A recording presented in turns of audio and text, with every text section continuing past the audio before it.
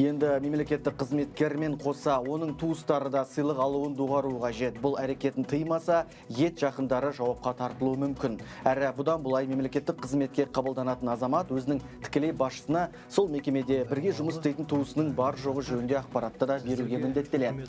Бүгін осы сынды күрделі өзгертулер жасалған жемқорлық туралы заң жобасы мәжіліс депутаттарына таныстырылды.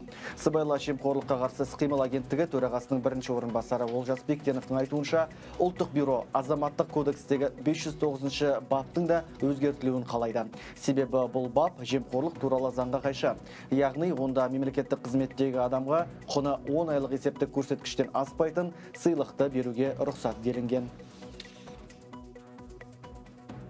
Сыйға тартушының пайдасына іс-әрекеттері үшін өзіне сыбайлас жемқорлыққа қарсы шектеулер қабылдайтын тұлғаларға кез келген құны бар сыйлықтар сыйға тартуға тыйым салу ұсынылады.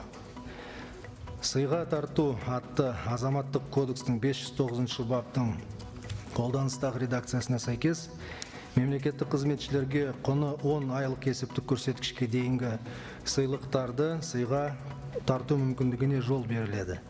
Осыған байланысты Конституциялық кеңес өзінің 2018 жылғы 5 маусымдағы жолдауында осы бапты қолданыстағы заңнамаға сәйкес келтіру қажеттігін тікелей көрсетті.